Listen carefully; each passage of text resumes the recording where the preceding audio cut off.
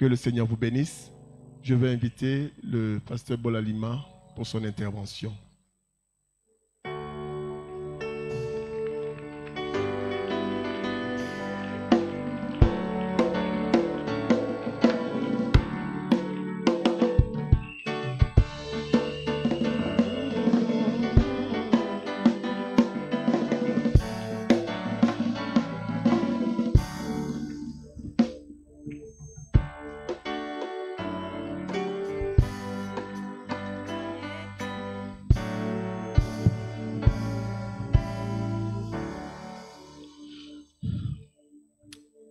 Adorable Père Céleste, tu es le créateur des cieux et de tout ce qui se trouve.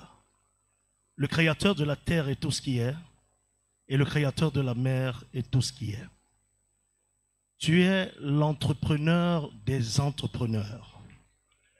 Parce que tu as pensé, tu as planifié, tu as prédestiné, tu as entrepris, et tu as réalisé. Et le meilleur enseignant ce soir, c'est toi, le puissant et glorieux Saint-Esprit. Le meilleur pédagogue, c'est toi, parce que ta sagesse et ta connaissance sont illimitées. Et ce soir, Père éternel, comme ton serviteur, le prophète, l'a dit, le don consiste à se mettre de côté et laisser Christ lui-même entrer en action.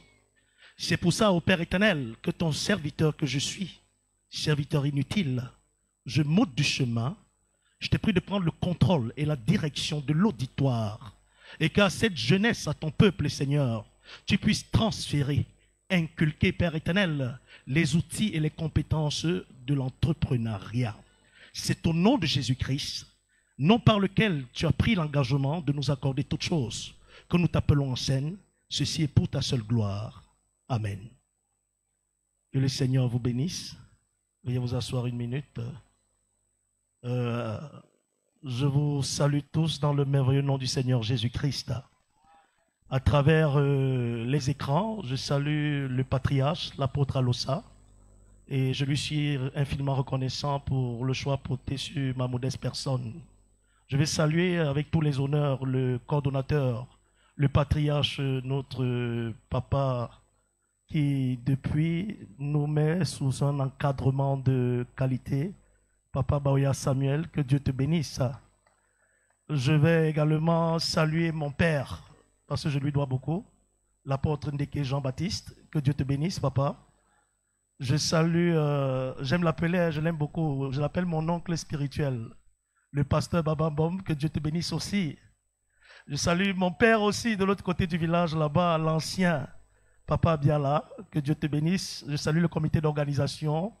Je salue les costumes de l'Éternel, que Dieu vous bénisse d'une manière spéciale. Je salue la jeunesse qui est venue des quatre coins du Cameroun, que le Seigneur vous bénisse. Amen. Et un salut particulier au pasteur hôte ainsi que son assemblée de Messamena. Que le Seigneur vous comble de ses riches et multiples bénédictions. Alors, avant d'introduire le développement du corps de la thématique, je vous prie de vous lever, nous allons lire. Et je vous préviens, j'aime beaucoup lire. Je vais lire juste un passage, vous allez vous asseoir parce que je crois que vous êtes fatigués. Je vais lire dans le livre de Proverbes 16, du verset 1 à 3. Vous vous assiérez et je continuerai dans Proverbes 31, du verset 8 à 29. Proverbes 16, 1 à 3, il est écrit: les projets que forme le cœur dépendent de l'homme, mais la réponse que donne la bouche vient de l'Éternel. Toutes les voies de l'homme sont pures à ses yeux, mais celui qui pèse les esprits, c'est l'Éternel. Recommande à l'Éternel tes œuvres, et tes projets réussiront. Que le Seigneur bénisse la lecture de sa parole. Veuillez vous asseoir. Je vais continuer dans Proverbe 31, du verset 9, au verset 10, je vais dire au verset 29. Le roi Salomon nous a dit: qui peut trouver une femme vertueuse? Elle a bien plus de valeur que les perles. Le cœur de son mari a confiance en elle, et les produits ne lui feront pas défaut. Elle lui fait du bien et non du mal. Tous les jours de sa vie, elle se procure de la laine et du lin et travaille d'une main joyeuse. Elle est comme un navire marchand. Elle amène son pain de loin. Elle se lève lorsqu'il est encore nuit. Et elle donne la nourriture à sa maison et la tâche à ses servantes. Elle pense à un champ et elle l'acquiert. Du fruit de son travail, elle plante une vigne. Elle sent de force ses reins et elle affermit ses bras. Elle sent que ce qu'elle gagne est bon. Sa lampe ne s'éteint point pendant la nuit. Elle met la main à la quenouille et ses doigts tiennent le fuseau. Elle tend la main au malheureux. Elle tend la main à l'indigent. Elle ne craint pas la neige pour sa maison, car toute sa maison est vêtue de cramoisis. Elle se fait des couvertures. Elle a des vêtements de fin lin et de pourpre. Son mari est considéré aux portes lorsqu'il siège avec les anciens du pays. Elle fait des chemises et les vend. Et elle livre des ceintures aux marchands. Elle est revêtue de force et de gloire. Et elle se rit de l'avenir. Elle ouvre la bouche avec sagesse. Et des instructions aimables sont sur sa langue. Elle veille sur ce qui se passe dans sa maison. Elle ne mange pas le pain de paresse. Ses fils se lèvent et la disent heureuse. Son mari se lève et lui donne des louanges. Plusieurs filles ont une conduite vertueuse. Mais toi, tu les surpasses toutes. Amen. Je vais lire dans le livre des Actes du Saint-Esprit, au chapitre 20, du verset 32 au verset 36. Acte 20, 32 à 36, il est écrit. À celui qui peut édifier et donner l'héritage avec tous les sanctifiés. Je n'ai désiré ni argent, ni or, ni les vêtements de personne. Vous savez vous-même que ces mains ont pourvu à mes besoins et à ceux des personnes qui étaient avec moi. Je vous ai montré de toute manière que c'est en travaillant ainsi qu'il faut soutenir les faibles et se rappeler les paroles du Seigneur qui a dit lui-même, il y a plus de bonheur à donner qu'à recevoir. Après avoir ainsi parlé, il se mit à genoux, il pria avec eux tous. Amen. Je vais revenir dans le livre de Job au chapitre 1, du verset 1 à 3. Il est écrit. Il y avait dans le pays d'Uz un homme qui s'appelait Job, et cet homme était intègre et droit. Il craignait Dieu et se détournait du mal. Il lui naquit 7 fils et 3 filles. Il possédait 7000 brebis, 3000 chameaux, 500 paires de bœufs, 500 ânesses et un très grand nombre de serviteurs. Et cet homme était le plus considérable de tous les fils de l'Orient. Je vais revenir à la Genèse,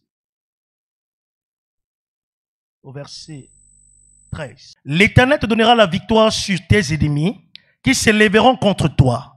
Ils sortiront contre toi par un seul chemin. Ils s'enfuiront devant toi par 7 chemins. L'Éternel ordonnera la bénédiction d'être avec toi dans tes greniers et dans toutes tes entreprises. Il te bénira dans le pays que l'Éternel ton Dieu te donne. Tu seras pour l'Éternel un peuple saint, comme il te l'a juré. Lorsque tu observeras les commandements de l'Éternel ton Dieu et que tu marcheras dans ses voies, tous les peuples verront que tu es appelé du nom de l'Éternel et ils te craindront. L'Éternel te comblera de bien, en multipliant le fruit de tes entrailles, le fruit de tes troupeaux et le fruit de ton sol, dans le pays que l'Éternel a juré à tes pères de te donner. L'Éternel t'ouvrira son bon trésor, le ciel, pour envoyer à ton pays la pluie à son temps et pour bénir tout le travail de tes mains. Tu prêteras à beaucoup de nations et tu n'en prêteras point. L'Éternel fera de toi la tête et non la queue. Tu seras toujours en haut et tu ne seras jamais en bas, lorsque tu obéiras au commandement de l'Éternel, ton Dieu, que je te prescris aujourd'hui. Lorsque tu les observeras et les mettras en pratique, que tu ne te détourneras ni à droite ni à gauche de tous les commandements que je vous donne aujourd'hui, pour aller après d'autres dieux et pour les servir. Amen. Je vais lire une portion dans la voie autorisée de l'Arche avant d'ouvrir le sujet.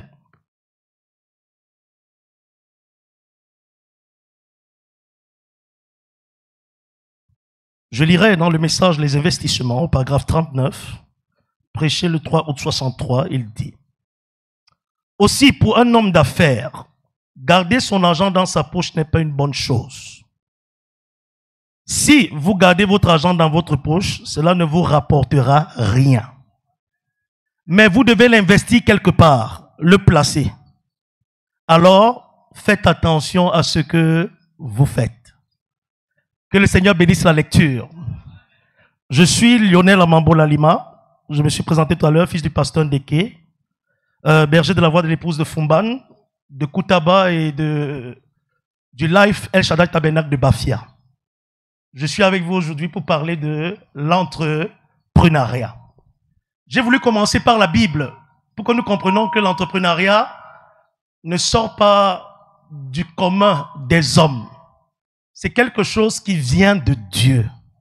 C'est un concept qui a commencé avec notre aîné dans la lignée qui a été appelé Adam et qui s'est poursuivi avec ceux qui sont descendus. Abel, Seth et tous ceux qui ont constitué la descendance, passant par Abraham, Job et autres. Maintenant, ce soir, j'aimerais aborder la chose dans deux dimensions. Je vais parler ici des différents niveaux de l'entrepreneuriat et je vais parler des différents secteurs d'activité. Je commencerai par définir ce que c'est que l'entrepreneuriat. L'entrepreneuriat est la création de la richesse.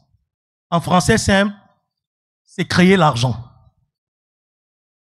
Se faire de l'argent. On ne peut pas parler d'entrepreneuriat sans parler d'autonomie financière. Et qu'entend-on par autonomie? L'autonomie, c'est la capacité à assumer toutes ses charges. Couvrir ses charges personnelles, ses charges familiales, ses charges professionnelles et même ses charges, je vais mettre ça dans le concept spirituel, c'est-à-dire notre but à vocation céleste. Donc cette autonomie nous amène à ne pas dépendre de quelqu'un, à pouvoir couvrir tous nos besoins.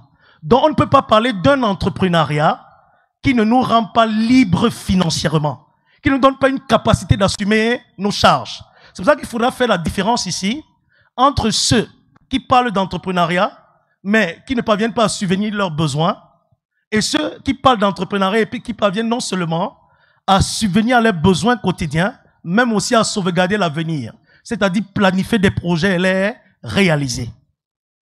Je parlerai donc de 5 niveaux d'entrepreneuriat. Je parle ici de l'entrepreneuriat zéro.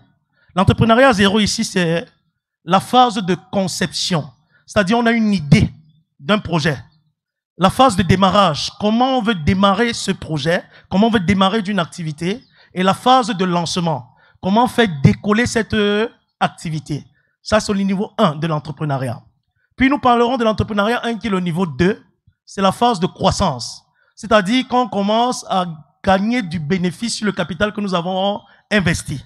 Mais avant de parler de l'investissement du capital, il faudrait d'abord qu'on sache comment avoir le capital et où trouver le capital. Parce que je crois que c'est même là le problème des jeunes aujourd'hui. Comment avoir du capital? Comment démarrer un projet? Je parlerai du niveau 3 de l'entrepreneuriat que j'appelais l'entrepreneuriat 2, qui est ici la phase de satisfaction totale. On appelle ça en économie la phase de croissance et de maturité. C'est une phase de plein bénéfice. Je parlerai ici de l'entrepreneuriat 3, niveau 4, qui est la phase de crise et de déclin. Ça veut dire qu'on arrive à un niveau, on ne parvient plus à s'en sortir alors qu'on a une activité. On ne parvient plus à vendre, on ne parvient plus à payer les charges, on ne parvient plus à couvrir le loyer, couvrir la nutrition, couvrir la scolarité. Ça, c'est la gestion de la crise et le déclin. Je parlerai ici du niveau 4, qui est l'entrepreneuriat 3, qui est la phase de reprise ou de relance. Comment repartir alors qu'on vient de faire une faillite, on vient de faire un déclin, on est dans la crise. Je parlerai du dernier niveau maintenant, qui est le niveau 5, c'est l'entrepreneuriat révélé. Ça concerne maintenant les jeunes de Malachie 4. Amen. On va comprendre que même l'entrepreneuriat a une dimension surnaturelle. naturel. Et on va entrer donc dans le surnaturel. C'est ce que j'appelais le niveau 5 de l'entrepreneuriat. Pour apporter donc une chute, je vous présente rapidement les 5 secteurs d'activité dans lesquels nous pouvons entreprendre. Nous avons le secteur primaire. Le secteur primaire ici renvoie à quoi? À l'agriculture. Ça renvoie à l'élevage. Ça renvoie à tout ce qui est l'exploitation du sol et du sous-sol. Donc, ceux qui sont à l'est, au fin fond vers Batouri là-bas, il y a l'exploitation de l'or. Quand on monte un peu plus loin en allant vers Bétaré, on tourne un peu en allant vers Toktoyo là-bas, on peut avoir l'exploitation du diamant et tout ce qui va avec. Ça, c'est l'exploitation du sous-sol. Donc, c'est le secteur primaire. Nous avons le secteur secondaire. Le secteur secondaire, c'est quoi? C'est le secteur de la transformation. Ça veut dire tout ce qu'on a tiré du secteur primaire. Le manioc, le maïs, on a tiré la patate. On transforme ça pour pouvoir conserver et gagner un peu plus d'argent que quand nous le revendons en l'état. Ça, c'est le secteur secondaire, donc c'est le secteur de la transformation. En langage professionnel, on appelle ça les chaînes de valeur agricoles. Je parlerai du secteur tertiaire. Le secteur tertiaire ici, c'est le secteur du commerce. C'est-à-dire, on achète et on revend en l'état. Donc, ça peut être le commerce des biens ou le commerce des services. Je parlerai du secteur quaternaire, le 4e secteur, qui est le secteur de l'éducation et de la santé. C'est-à-dire les centres de formation, les écoles, les centres de santé. Il y a un 5e secteur qui n'est pas encore réglementé au Cameroun, mais qui produit déjà beaucoup d'argent. Je parle du 5e secteur qui est le secteur du digital, le numérique. Donc voilà les 5 secteurs répertoriés dans lesquels les jeunes peuvent se lancer, les vieux aussi. Parce que si nous revenons à Proverbe 31, vous allez voir, cette femme vertueuse que la Bible a vraiment élevée, elle avait plusieurs sources de revenus. Ça veut dire que l'entrepreneuriat aussi peut se faire par les fonctionnaires, peut se faire par des salariés pour multiplier les sources de revenus et pouvoir subvenir à leurs besoins. Ça, c'était le propos liminaire. Maintenant, pourquoi est-ce que c'est difficile pour les jeunes de démarrer? 3 causes ont été identifiées. Il y a les moyens financiers insuffisants. Il y a le manque de compétences réelles pour l'activité dans laquelle on veut se lancer. Et il y a enfin le manque de connaissances profondes de l'activité dans laquelle on veut se lancer. Et l'argent constitue généralement un frein. Pourquoi? Parce que les jeunes ou les entrepreneurs en herbe, c'est-à-dire ceux qui ont le projet de se lancer, ne parviennent pas à trouver la méthode qui leur permette d'entreprendre sans argent. Et ces méthodes existent. Nous allons les explorer. Mais avant de continuer, je voulais d'abord étudier un peu, je vais dire quoi, les synonymes ou le champ lexical de l'entrepreneuriat.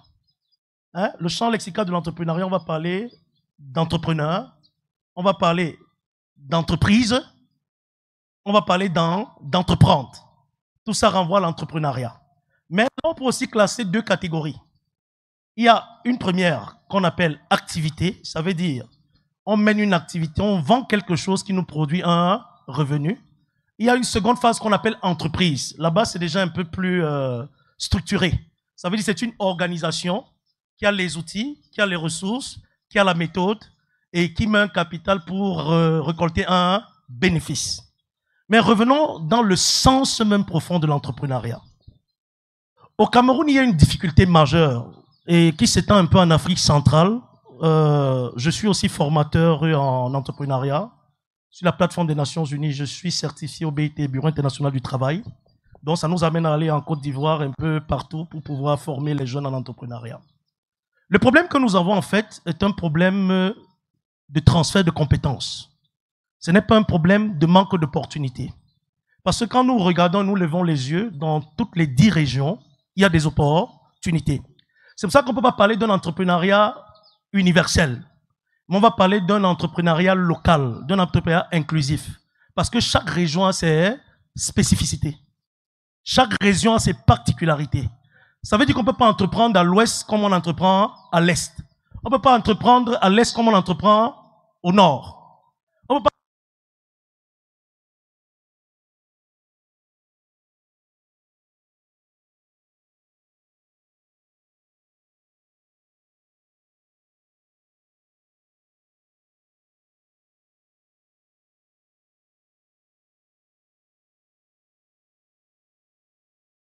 de la région, à l'intérieur du département, à l'intérieur de l'arrondissement. Je vais ici parler d'une phase qui est généralement négligée. Un projet, une entreprise ne commence pas par l'argent, mais elle commence par une idée. Ça veut dire tout entrepreneur qui veut se dire entrepreneur et qui n'a pas d'idée ne va jamais entreprendre. C'est la première étape. Et une idée n'est pas une idée imaginaire. Une idée est la résultante d'un besoin qu'on a identifié dans la localité, dans l'environnement. Ça veut dire que vous vous rendez compte qu'il y a quelque chose qui n'est pas fait ou quelque chose qui n'est pas correctement fait et vous vous portez garant de faire ces choses ou de la faire correctement. C'est de là où est l'idée de projet. Mais il faut faire très attention. Le prophète Branham a dit, il ne faut pas se lancer assez rapidement. Et nous devons prendre modèle sur notre Créateur. Avant de réaliser, il a d'abord pensé. Avant de penser, il a pris toutes les sécurités dans sa pensée. On dit qu'avant qu'il y ait eu le premier grain de poussière, l'agneau a été immolé dans sa pensée. Donc Jésus n'a même pas pris le risque de nous laisser arriver sur la terre et avoir le moindre péché. Il a géré tout ça dans sa pensée. Ça veut dire qu'avant de passer à la phase de réalisation, il s'est rassuré d'avoir réuni toutes les conditions. Il a vu le mal venir de loin. Il a vu le diable venir de loin. Et avant de laisser l'homme dans le jardin d'Éden, il avait déjà tous les plans pour contrecarrer l'action du diable. Ça veut dire que la dimension de l'entrepreneur aujourd'hui, on doit être à l'image de notre Père, son imitateur. Avant de verser le moindre 5 francs, on doit déjà avoir étudié toute la question de ce que nous voulons faire. On doit déjà avoir mûri l'idée. En entrepreneur, on appelle ça la maturation du projet. On doit avoir mûri l'idée et on doit avoir identifié tous les risques possibles qui peuvent apporter l'échec. Parce que c'est là le problème aussi, c'est qu'on se lance dans une affaire parce qu'on a vu quelqu'un faire. La sœur vend les oranges, moi aussi je veux vendre les oranges. La sœur fait la couture, moi aussi je veux faire. Le frère fait le service traiteur, moi aussi je veux faire le service traiteur. Ça, c'est une erreur monumentale. Il y a ce qu'on appelle l'étude de marché. En langage professionnel, on appelle ça la faisabilité. Il faut comprendre donc dans quoi on veut investir. Maintenant, cette étude peut coûter, si vous vous rapprochez des gens comme nous qui ont des cabinets d'études de projet, mais ça peut aussi ne pas coûter. Parce que là, je vais vous donner en 5 minutes comment réaliser une étude de marché. 5 minutes. Une étude de marché se fait comment? Identifiez d'abord ceux qui font déjà dans ce que vous voulez. C'est la première chose. Deuxième chose, identifiez ceux qui ont fait dans ce que vous voulez faire et qui ont échoué. Est-ce que nous sommes ensemble? Maintenant, ceux qui font déjà ce que vous voulez faire, observez leur déploiement. Commencez à chercher où est-ce qu'ils achètent, où est-ce qu'ils s'approvisionnent, comment ils le vendent, quelle est leur cible, quels sont les clients, comment ils s'y prennent. La seule chose que vous avez à faire, c'est de reproduire exactement ce qu'ils... Vous êtes déjà au niveau où ils sont. Deuxième chose, il faut gagner en expérience et en temps.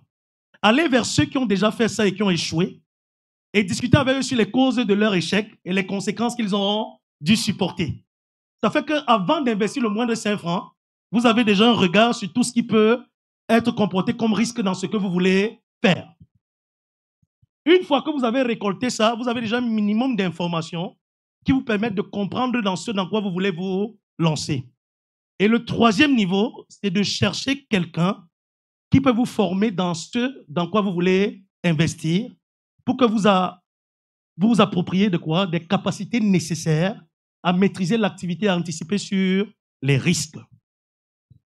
J'ai parlé, comment donc démarrer une activité qu'on n'a pas suffisamment d'argent? Parce que je crois que c'est ça le problème de la jeunesse. Nous avons 2 possibilités. Nous avons la planification et la dimension des objectifs. Ça veut dire qu'on ne peut rien entreprendre si on ne se fixe pas des objectifs. Deuxième possibilité, nous avons la possibilité des partenariats. Le partenariat, c'est quoi? C'est observer autour de nous quelqu'un qui fait dans la même chose que nous, qui a ce que nous n'avons pas. Et nous entrons en partenariat avec lui pour qu'il nous apporte ce que nous n'avons pas. Donc voilà les 2 possibilités d'entreprendre sans avoir assez d'argent ou sans avoir de l'argent du tout. Je m'explique. Si tu veux, je dis n'importe quoi, nous sommes à Messamena, nous avons le manioc, nous avons le plantain. Si tu veux investir dans un champ de manioc, par exemple, avoir des terres, ça peut te paraître difficile parce que tu n'as pas l'argent pour acheter. Mais tu peux te rapprocher du chef de Messamena pour qu'il mette une terre à ta disposition gratuitement. C'est ça déjà une approche par partenariat. Deuxième niveau, il te faut les boutures, c'est-à-dire les semences. Il te faut la main-d'œuvre, soit ta main personnelle, soit une main-d'œuvre d'occasion que tu vas payer pour réaliser les travaux.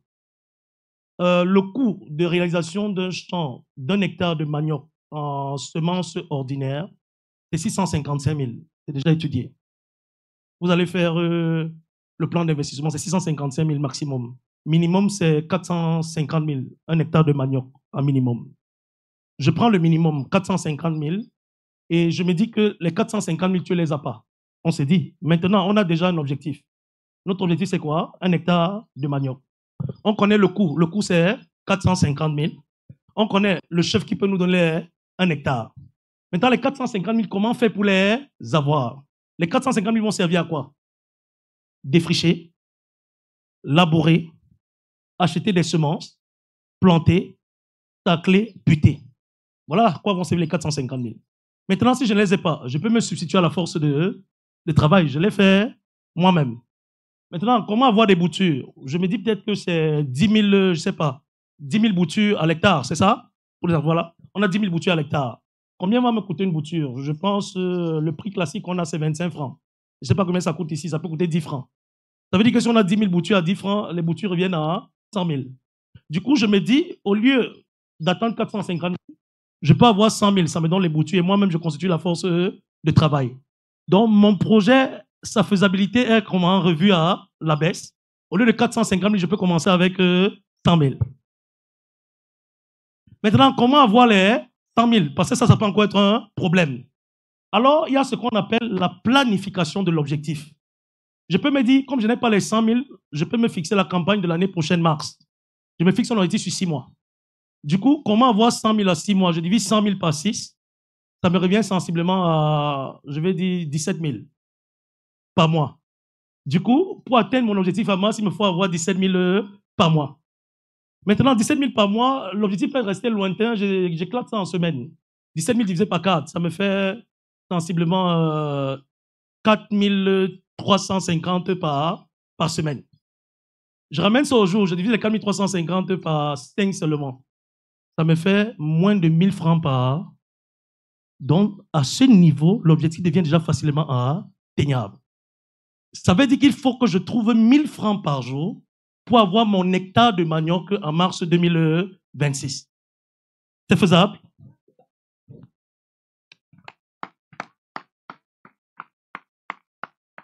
Donc, c'est ça en fait. L'entrepreneuriat, c'est une planification. Et avant d'être une planification, c'est quoi? C'est un objectif qu'on doit se fixer. Il faudrait donc au départ de cet exposé ce soir, chacun reparte avec des objectifs. Et on doit savoir que dans la vie d'un homme, on a 4 principaux objectifs. On a 1, les objectifs spirituels pour nous. 2, les objectifs personnels. 3, les objectifs familiaux. Et 4, les objectifs professionnels. Voilà les 4 types d'objectifs qu'on trouve dans la vie d'un homme. Objectif spirituel, c'est quoi? Il faut que je soutienne l'œuvre de Messamena. Il faut qu'on termine le bâtiment. Il faut que je paye ma dîme. Il faut qu'on étende l'œuvre. Il faut financer l'œuvre missionnaire.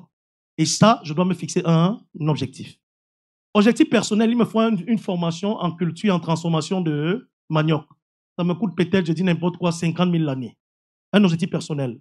Objectif familial. Il faut que je dote ma femme dans 2 ans. Et quand j'évalue la dot, j'ai causé avec mon frère qui s'est marié, ça peut me tourner autour de 500 000. En 2 ans, ça me fait 250 000 par an. Divisé par 12, ça me fait sensiblement quelque chose comme 22 000 par mois. Donc, on a fait un objectif familial. Une fois qu'on a donc ces différents objectifs, on a déjà fixé ce qu'on veut faire spirituellement, professionnellement, spirituellement et personnellement. Et le plus important, c'est de valuer sans coût. Parce qu'il n'y a pas d'entrepreneuriat sans chiffres. On ne peut pas entreprendre sans connaître les coûts de ce que nous allons réaliser. Les objectifs spirituels vont coûter combien? Les objectifs personnels vont coûter combien? Les objectifs professionnels vont coûter combien? Les objectifs familiaux vont coûter combien? Et on met ça dans un tableau. Ça nous organise notre vie sur 2 ans. Sur 2 ans, c'est ce qu'on a à faire. Parce que le principal risque qu'on n'a pas d'objectif, c'est que l'argent qu'on gagne va dans n'importe quoi. Quand tu n'as pas d'objectif, tu as 10 000, tu peux mettre dans une chaussure. Pourtant, tu as déjà 10 chaussures. Et là, maintenant, il faut faire la différence entre les besoins et les envies. Nos objectifs deviennent des besoins. Tout ce qui n'est pas objectivé, ce sont des envies. Ça veut dire qu'on peut se passer des envies, mais on ne peut pas se passer des besoins. Ça fait que pour acheter un chocolat, c'est une envie. Un iPhone, une envie. Une chaussure de 20 000, une envie. Mais tes 12 000 de contribution pour ton projet de manioc le mois, un besoin. Et à ce moment, tu verras qu'en réalité, toi qui te dis que tu n'as pas de moyens, tu as même beaucoup d'argent sans savoir. C'est juste que ces moyens ne sont pas organisés, planifiés et structurés. Nous sommes ensemble. Maintenant que tu sais que tu as peut-être, je dis n'importe quoi, 20 000 épargnés chaque mois pour tes objectifs personnels et professionnels, voire familiaux, à chaque fois que tu as 1 000 francs, ça doit rentrer dans ton objectif. Les choses commencent à prendre tout leur sens. Donc, l'entrepreneuriat, ce n'est pas une spontanéité. Ce n'est pas un hasard. C'est quelque chose qui est préparé. C'est quelque chose qui est identifié. Et tout part d'un besoin que vous avez repéré dans votre environnement. Donc, les outils qui peuvent nous aider à entreprendre.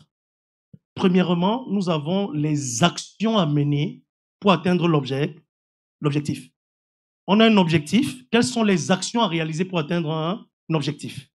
On prend donc ces actions, on les met dans un tableau et on met un chiffre, un coup devant chaque action. Cet outil s'appelle le plan d'action. Chaque matin, quand on se réveille, on regarde les actions qu'on doit mener pour pouvoir réaliser l'objectif. Voilà comment on commence à entreprendre. La limite que nous avons en entrepreneuriat au Cameroun, c'est que nous avons des opportunités, je vais dire quoi, spontanées. On ne pense pas à ce qu'on va faire dans 1 an, dans 2 ans, dans 3 ans. Et ça, c'est un réel problème. Un entrepreneur doit se projeter, c'est-à-dire ce que je commence aujourd'hui, qu'est-ce que je dois être dans 1 an? Qu'est-ce que je dois être dans 2 ans? C'est pour ça que notre Dieu voit la fin avant le commencement et il planifie en fonction de la fin. Donc, dans un entrepreneuriat qui se veut durable, on ne peut pas le penser seulement sur aujourd'hui. On ne peut pas penser à être couturier seulement pour les 2 premiers mois. Non. Notre couture sera quoi dans 6 mois? Notre couture sera quoi dans 1 an, dans 2 ans, dans 3 ans, dans 4 ans? On appelle ça maintenant un plan de développement.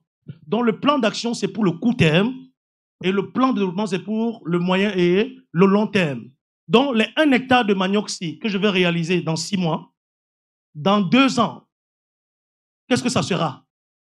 Dans 3 ans, qu'est-ce que ça sera? Vous allez voir que dans la planification, vous allez vous dire, dans 2 ans, je pense à 2 hectares.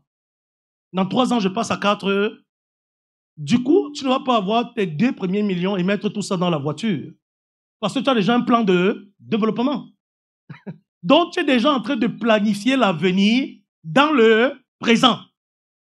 Et par conséquent, c'est impossible pour toi de vivre la galère. Parce que tout est déjà comment? Planifié. Tu ne peux pas te lever à aller acheter une chaussure de 100 000. Non, non, non, c'est une envie. Il y a quelque chose qui doit être gardé pour ce que tu vas faire dans 8 mois, dans 1 an, dans 2 ans et dans 4 ans.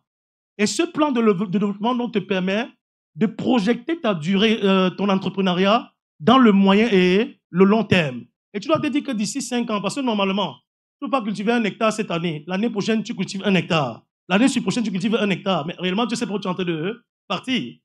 Tu prends de l'âge, les charges augmentent. Si les charges augmentent, il faut que la production augmente aussi.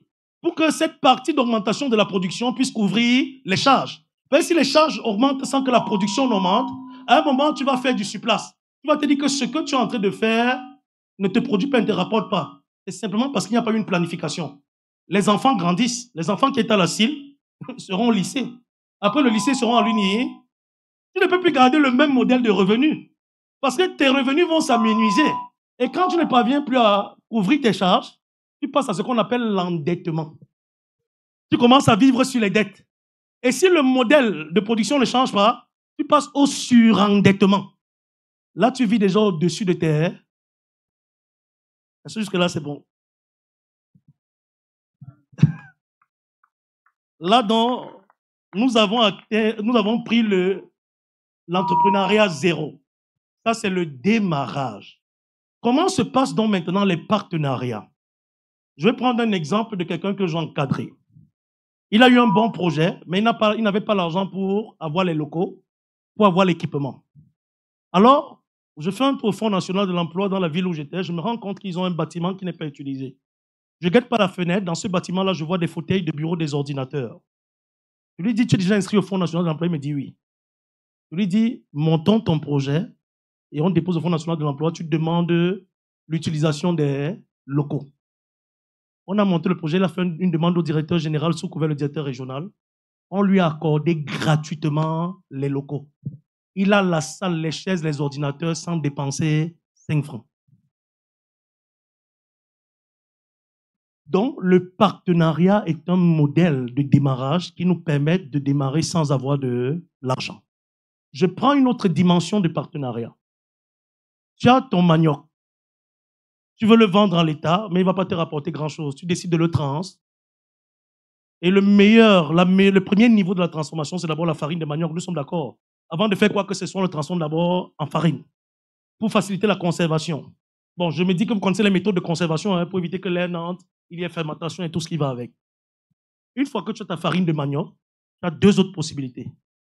Tu peux faire le pain de manioc. Tu peux faire les biscuits de manioc. Mais quand tu vas faire le pain et les biscuits de manioc, tu seras buté parce que tu ne sauras pas à qui tu vas vendre. Tu observes donc quelqu'un dans ton environnement qui vend déjà la pâtisserie. Tu signes un partenariat avec lui pour avoir accès à ses clients. Du coup, s'il a déjà 300 clients, le fait de signer un partenariat avec lui, ça fait qu'il t'apporte ces 300. Imagine ce que tu allais dépenser à chercher un client 1 à 1 jusqu'à 300. C'est difficile. Donc, avec le partenariat, tu as accès à un marché que quelqu'un d'autre a déjà. Et il faut faire attention. Il ne faut pas fixer des partenariats vides parce qu'il y a des alliances qui ne nous rapportent rien. On ne s'associe pas avec quelqu'un qui ne nous apporte rien. Ça veut dire qu'on identifie quelqu'un qui a quelque chose qui nous manque. Mais si tu identifies quelqu'un qui a quelque chose qui lui manque à lui, c'est toi qui dois lui apporter. Attire l'attention. Tu ne peux pas identifier quelqu'un qui a quelque chose, qui cherche quelque chose chez toi. Ça veut dire que c'est toi qui vas passer le temps à lui donner. Il faut que tu identifies quelqu'un qui a ce que tu n'as pas pour que lui te donne. C'est donc ça le partenaire idéal. Parce qu'il t'apporte ce que tu n'as pas. Donc, en réalité, l'entrepreneuriat, on n'entreprend pas seulement qu'on a beaucoup d'argent, non. Tout dépend de la méthode, tout dépend de la compétence et tout dépend de la formation. Mais tout part d'abord de l'idée de projet. Ensuite, les objectifs qu'on se fixe. Et il faut catégoriser les objectifs. De toute façon, ne mélange pas. Tu dois avoir des objectifs personnels qui te concernent seul, des objectifs familiaux qui te concernent la famille, des objectifs professionnels qui concernent ton activité, des objectifs spirituels qui concernent l'Église et l'œuvre missionnaire. Une fois que c'est déjà établi, il faut maintenant les planifier. Comment les organiser dans le temps? À très court terme, à moyen terme et à long terme. C'est ça qui fait en sorte qu'on échappe à la crise. Quand vous voyez une activité qui entre en crise, ça veut dire que les ressources de l'activité ont été affectées à quelque chose qui n'était pas prévu. Comme ça n'a pas été planifié, l'argent est sorti de quoi? De l'activité. L'activité n'a plus d'argent et par conséquent entre en crise. Et ça, c'est pourquoi? Parce que ça n'a pas été planifié. Le meilleur outil de planification de la gestion de l'argent, c'est ce qu'on appelle le budget. Un budget, c'est quoi? Un budget, c'est seulement la planification des entrées et des sorties d'argent, hein, c'est tout. C'est-à-dire, tu vois, qu'est-ce que tu gagnes chaque jour? Qu'est-ce que tu as gagné le mois dernier? Tu te dis que tu peux gagner ça peut-être plus 10% le mois prochain. Qu'est-ce que tu as dépensé le mois dernier? Tu te dis que tu peux dépenser ça ou plus 5% le mois prochain. Voilà ce qu'on appelle un budget.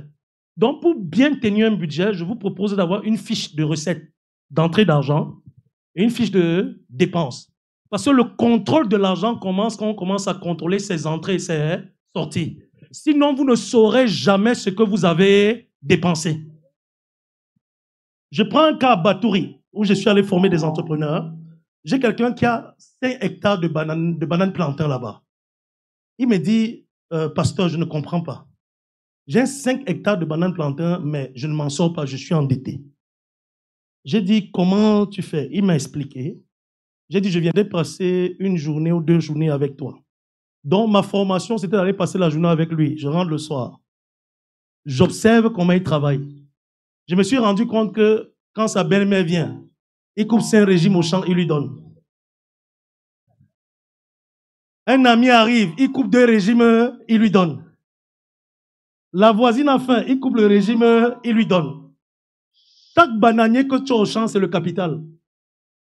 À chaque fois que tu enlèves un plantain, tu donnes à quelqu'un, c'est comme si tu prenais 5 000, tu donnais à la personne simplement. Est-ce que nous sommes ensemble? Chaque épi de maïs que tu as au champ, c'est le capital. Donc, si c'est le maïs qui constitue l'activité, si ce n'est pas pour manger, si c'est pour vendre, vraiment, il faut faire attention. Chaque épi là-bas représente l'argent. À chaque fois que tu donnes un épi à quelqu'un, c'est de l'argent que tu donnes.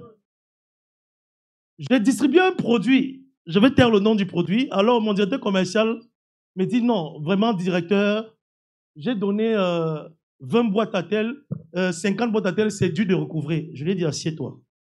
Tu connais combien me coûte une boîte? Il me dit, non, ça me coûte 5 500.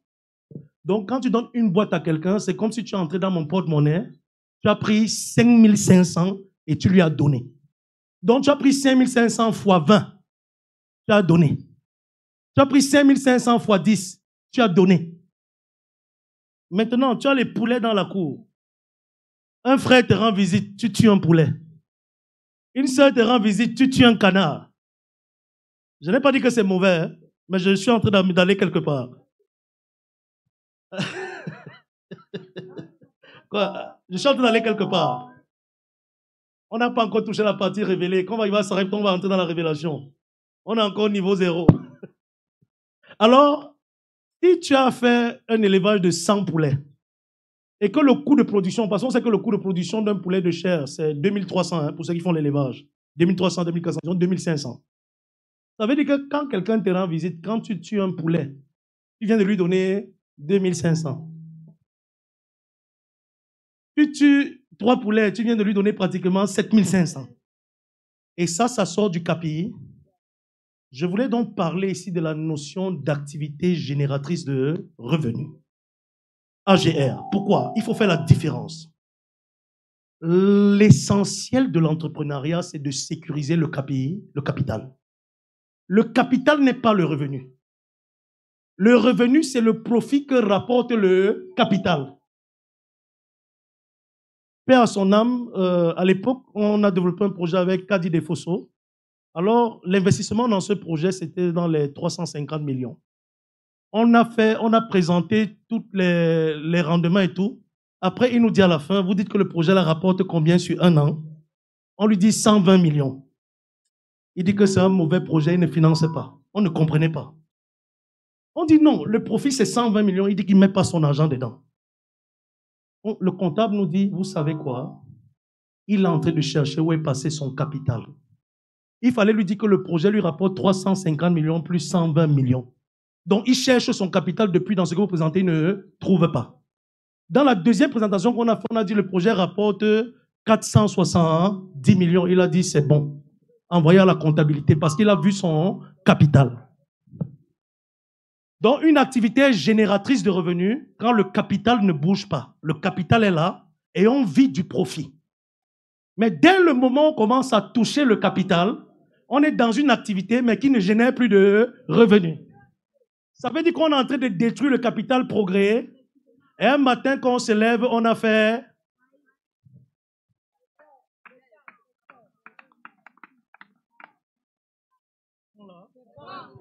Donc, ce qu'il faut, c'est d'abord identifier son capital. Et ce qu'il y a dans une activité, c'est 3 types de ressources. La première ressource, c'est la ressource financière. Vous avez mis combien en argent? La deuxième ressource, c'est la ressource matérielle, c'est-à-dire l'équipement et le matériel qui permet de transformer le capital. Et la troisième ressource, c'est la ressource humaine. C'est très important. On ne recrute pas quelqu'un pour recruter. Chaque homme ou femme qu'on recrute nous coûte de l'argent par seconde. Et cet homme qui n'est pas payé peut nous faire finir au tribunal, peut nous faire finir au commissariat, peut nous faire venir à la gendarmerie parce que son salaire ne sera pas... Raison pour laquelle, pour recruter quelqu'un, il faut s'assurer de ce qu'il vient faire dans ton activité. Il faut s'assurer de sa production dans ce que tu es en train de faire. Si tu recrutes une aide couturière, quel est le travail qu'elle aura? Si cette période-là, tu n'as pas de commande qui t'empêche de travailler, tu n'as pas besoin de recrutement. Produis-toi seul, parce que chaque aide couturière, c'est de l'argent qu'elle te coûte en heure. Parce que le système de travail camerounais est encore rattaché au temps, ce n'est pas rattaché à la production. Ce n'est pas rattaché au rendement. Ça veut dire, on calcule le salaire selon le temps. Elle a fait un mois, si elle n'a rien fait, qu'elle n'ait rien fait, qu'elle ait fait, tu payes. Que tu aies vendu ou que tu n'aies pas vendu, tu payes. C'est pour ça que la notion de ressources humaines à votre niveau doit être bien comprise. On ne recrute pas pour recruter, mais on recrute quand on a un travail que soi-même on ne peut pas faire, mais qui représente une opportunité. Mais si on a la force de travail nécessaire, que nous-mêmes nous construisons la ressource humaine, ça nous fait de la valeur ajoutée. Voilà donc la notion d'activité génératrice de revenus. À côté d'activité génératrice de revenus, il y a ce qu'on appelle entreprise génératrice de revenus. Quand on parle d'entreprise, on parle déjà d'un système. Ça veut dire quoi? Vous n'êtes plus seul au centre de votre activité.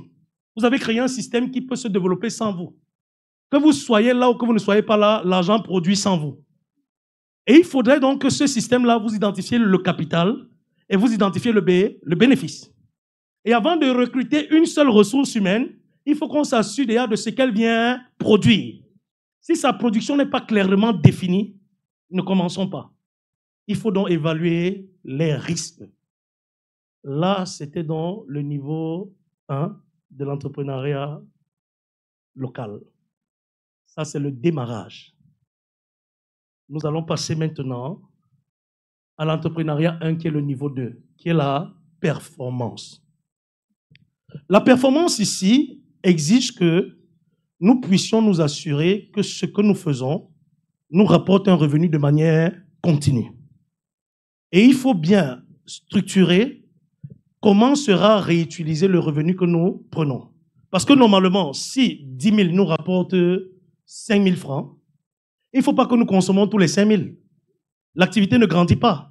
Ça veut dire que le premier niveau de sécurité de capital, l'entrepreneur doit d'abord se fixer un salaire lui-même. Parce que si tu ne te fixes pas un salaire, tu vas entrer dans le capital quand tu veux, comme tu veux, et n'importe comment. Ça veut dire qu'il te faut te fixer un propre salaire dans ton activité pour limiter ton accès à ton propre capital.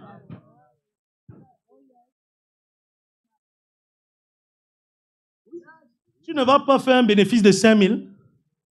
Bon, les pasteurs vont me pardonner parce que je fais quelque chose de compliqué. Moi, je suis pasteur, mais je suis entrepreneur. Ton capital, c'est 15 000. On dit, qui va acheter les micros à l'église? Tu lèves la main. On dit, le micro, c'est 12 000. Tu donnes 12 000. Demain, tu seras devant la porte du pasteur pour dire que tu n'as plus le... Il faut faire attention. Donc, il faut planifier la chose. Et au fur et à mesure que tu évolues, il faut donc identifier ce qui te rapporte plus de profit pour ceux qui ont plusieurs activités, plusieurs produits, plusieurs services, et ce qui te rapporte moins de profit. Je vais prendre l'exemple d'une restauratrice avec laquelle nous avons travaillé à l'Est ici. Elle avait à l'époque, elle avait un bénéfice mensuel de pratiquement 400 000 dans son restaurant, bénéfice mensuel. Mais à un moment, elle s'est plutôt retrouvée en faillite. Elle ne comprenait pas ce qui se passe.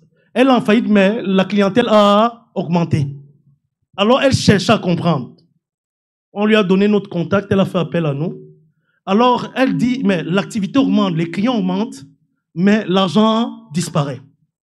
Alors, ce qu'on a fait, on a fait la fiche technico-économique de chaque menu. On s'est rendu compte que le menu qu'elle vendait le plus, c'était le coco. Mais il n'y avait pas de bénéfice dedans.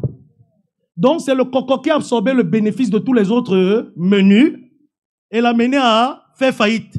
Et là-bas, on aimait manger le coco. C'était la nourriture de tout le monde. On lui a dit, la seule chose que tu as fait, c'est d'éliminer le coco et tu continues à vendre les autres. On a enlevé... Non, c'était bien. On a enlevé le coco. Les bénéfices ont recommencé. C'est pourquoi je vous conseille de ne pas faire un investissement de masse, de commencer étape par étape. Pour celui qui veut faire peut-être dans la quincaillerie, on a observé ça. Hein? Si tu commences à aller chercher un crédit de 2 millions, tu vas faire faillite. Parce que tu ne connaîtras pas dans les articles, les boulons et les pièces qui procurent le plus de bénéfices. Il faut que tu commences avec ce qu'on appelle le capital essai pour comprendre le marché. Tu observes maintenant chaque produit, qu'est-ce qui te rapporte de bénéfices. Et tu vas voir qu'il y a des produits qui te rapportent 200, il y a d'autres qui te rapportent 10 francs. Et parfois, c'est le produit qui te rapporte 10 francs qui est le plus vendu. Et tu risques donc d'aller mettre la plus grosse partie de ton capital dans le produit qui te rapporte 10 francs. Tu auras beaucoup d'argent, qui est quoi? Le chiffre d'affaires, mais qui n'a pas de bénéfice. Ça, ce sont les méthodes et les pas de l'entrepreneuriat. Je vais donc rentrer dans la localité de la région de l'Est pour prendre des cas patents. Je vais prendre ici l'élevage, les élevages que nous avons rencontrés ici. On a rencontré le poulet de chair, on a rencontré le canard, on a rencontré même les pondeuses. On a aussi rencontré l'élevage des poissons, l'élevage piscicole. On a rencontré les soulus, les silus, le kanga, le tilapia et la carpe. On a vu le manioc, le plantain et le maïs. Voilà ce que nous avons rencontré en général dans la région de l'Est. Et nous avons reçu un jeune qui était désœuvré. Il n'avait rien à faire. Et il voulait se lancer dans l'entrepreneuriat. Il n'a pas de capital, il n'a pas de formation. On lui a dit, OK, on va faire une descente chez toi et on va échanger. Pendant qu'on descendait chez lui, on a traversé un marécage. Quand il nous raccompagnait, on lui a demandé, le marécage s'y appartient à qui? Il a dit, c'est pour ma maman. On dit, est-ce que la maman peut vous donner ce marécage? Il dit, bien sûr. Dites à votre maman de vous faire un acte de donation pour exploitation. Il allait, la maman a fait la donation. On lui a dit, comme vous avez le marécage, on va vous former dans l'élevage des poissons. On a fait le plan des étangs, on lui a donné. Il a demandé comment on creuse. Nous sommes allés à l'IRAD. Qui connaît l'IRAD? Merci, nous sommes allés à l'IRAD. On a demandé qu'on veut un technicien. L'IRAD nous a affecté un technicien gratuitement. Le technicien est venu lui montrer comment réaliser un étang. Il a creusé ses étangs lui-même. Il a creusé pratiquement 8 étangs. Quand il a creusé, quelques jours plus tard, les étangs ont eu de l'eau, il a fini avec les moines, c'était aux normes. On a écrit encore à l'IRAD, on a demandé à l'IRAD si l'IRAD peut empoissonner ses étangs à crédit ou gratuitement. L'IRAD a dit à crédit, pas gratuitement. Il lui donne des alevins et il paye dès que les alevins sont sur le marché. Voilà comment l'IRAD a mis pratiquement 10 000 alevins. Je dis bien à crédit, il n'a pas dépensé 5 francs. Quand il a mis à crédit, on l'a amené voir un vendeur d'aliments de poissons. On a demandé s'il peut lui faire un crédit fournisseur de 3 mois. Il a accepté. Il a commencé à lui donner l'aliments de poissons qu'il devait payer dans 3 mois. Et comme ces poissons avaient déjà 1 mois, on l'a amené auprès d'une microfinance. La microfinance est descendue. La microfinance a vu les étangs. La microfinance a vu le poisson. On lui a accordé un crédit d'1 500 000. Il a payé son fournisseur. Il a payé l'IRAD et il est arrivé sur, à l'heure où je vous parle, il a remis le poisson. Les poissons n'ont pas encore 3 mois, mais on a déjà tout acheté.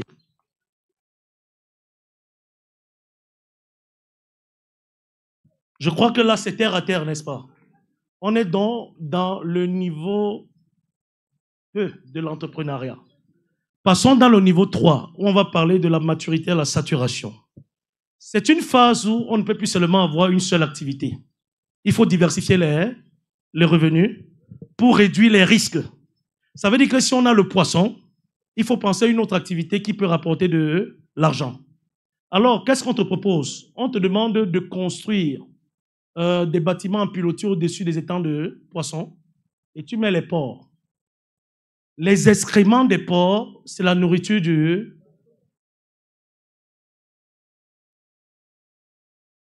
Du coup, tu payes la nourriture pour le porc, tu ne payes plus la nourriture pour le poisson. Tu viens déjà d'avoir 2 activités, le poisson et le porc.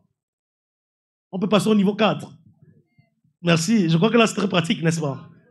Au niveau 4 maintenant, là-bas c'est la phase de crise. La phase de crise c'est quoi? c'est que comme tu as déjà le porc et le poisson, tu vas te dire que bon, comme tu as déjà 7 millions dans ton compte, tu vas vite aller acheter un terrain. Tu prends donc 7 millions, tu achètes un terrain. Ce que tu oublies, c'est que le terrain là, c'est le poisson et le porc. Comme tu as acheté le terrain avec 7 millions, il n'y a plus l'argent pour financer le porc. Il n'y a plus l'argent pour financer le poisson. Tu as fait ce qu'on appelle, tu as immobilisé le capital. Tu rentres maintenant dans la phase de crise. Pour tourner maintenant la ferme de porc et de poisson, il te faut t'endetter. Et ça devient difficile, pourquoi? Parce que comme tu n'as plus de capital à main, tu prends l'argent à gauche et à droite. Tu mets dans le porc, tu mets dans le poisson. Et à la fin, quand tu parviens à vendre le porc et le poisson, tu ne viens pas rembourser les dettes parce que ça n'a pas été budgétisé, ça n'a pas été planifié. Tu rentres dans une crise et ton activité fait faillite. On passe donc à l'avant-dernier niveau qui est quoi? La reprise et la relance. Comment repartir? Pour repartir, on a 3 méthodes. La première méthode, c'est quoi? On appelle ça professionnellement la restructuration ou le plan d'ajustement structurel. Dans cette phase, il faut réduire les charges. Tu dois réduire tes dépenses personnelles. Tu dois réduire, éliminer les actions qui ne sont pas planifiées, qui ne sont pas budgétisées. Et quand tu vas réduire tout ça, qu'est-ce qui va se passer? Si les charges diminuent, les recettes, tu réduis les actions non planifiées, les actions non budgétisées. Tu réduis tout ce que tu peux faire et qui n'est pas cadré. Qu'est-ce qui se passe? Petit à petit, l'activité repart, mais tu auras un problème. Le problème qui va rester, c'est quoi? C'est la dette que tu dois payer chaque mois. Si tu gardes le niveau de paiement de cette dette, tu ne vas pas t'en sortir. Il faut donc rencontrer ceux auxquels tu dois de l'argent. Tu négocies la réduction des traites. Ça veut dire que si tu payais, je dis n'importe quoi, 50 000 par mois, tu t'entends avec lui, tu commences à payer 20 000 par mois et on augmente le temps de remboursement, la durée. On appelle ça en langage professionnel le rééchelonnement. On augmente donc la durée, tu vas voir que tu passes d'un paiement de dette de 50 000 par mois à un paiement de 20 000. Les 30 000 supplémentaires rentrent dans l'activité et tu notes maintenant une reprise. Donc voilà ce qu'on appelle un plan d'ajustement structurel. Je vais donc aborder le dernier niveau, qui est l'entrepreneuriat révélé. Et là, je vais vous parler d'expérience beaucoup plus. On peut avoir des compétences dans une affaire, mais Dieu voit que cette affaire va plutôt nous créer des problèmes. Nous sommes en route pour signer un contrat de distribution d'un chocolat sur Douala. Ce chocolat s'appelle Joanna. Et pendant que nous sommes en route, dans le bus, j'ai un songe. Dans le songe, je passe avec ma voiture et je vois mon camarade d'université. C'est le fils du plus grand distributeur agroalimentaire du Cameroun.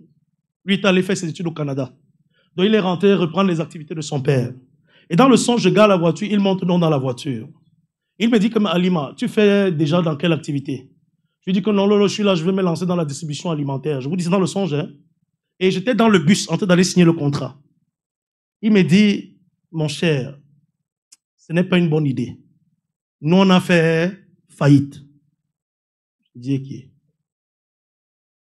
Et le songe change de dimension, je vois une grande carte. Sur cette carte est cartographiée toutes les activités que je mène.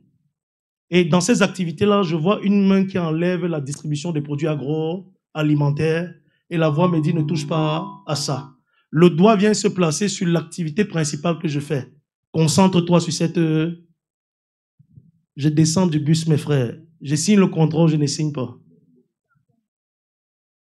Comme j'avais déjà calé le rendez-vous avec le promoteur, l'industriel, je n'aurai au rendez-vous, mais je lui ai dit qu'on va encore prendre du temps pour réfléchir. J'ai annulé la signature du contrat parce que ça a été révélé.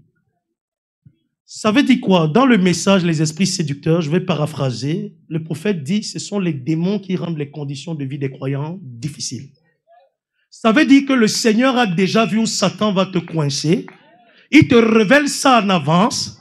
Et même si ce contrat paraît juteux, il ne faut pas le signer. Parce que nous avons un entrepreneuriat révélé. Je rentre d'une mission à l'extérieur du pays où j'ai fait la restructuration d'un grand groupe d'immigration internationale. Et quand je rentre, ce groupe me dit d'ouvrir une structure de sous-traitance. dans ce secteur d'immigration et ils vont me passer des marchés. Alors, j'ai réuni beaucoup de compétences. Je fais la réunion chez moi à la maison. Ce soir-là, on devait réunir toutes les conditions pour ouvrir cette entreprise. Quand on a fini, je vais aller me coucher. La voix me dit, mais qu'est-ce que tu fais?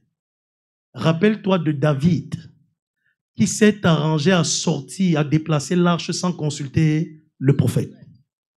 Je me mets donc à genoux, je dis, Seigneur, je te demande pardon, parce que j'ai fait la même erreur que David, j'ai consulté mes généraux sans te consulter. Réellement, qu'est-ce que je fais pour ce projet? Dans la même nuit, je suis en train de conduire une nouvelle voiture. Je crois que c'est le nouveau projet, un 4x4 blanc. J'arrive devant moi, la police a barré le chemin. C'est moi que la police recherchait. J'ai fait demi-tour avec le 4x4. J'ai monté la colline me poursuivait, je suis descendu. J'ai appelé les partenaires, j'ai dit que mon ami, nous laissons tomber. Et là, j'en ai terminé. Que Dieu vous bénisse.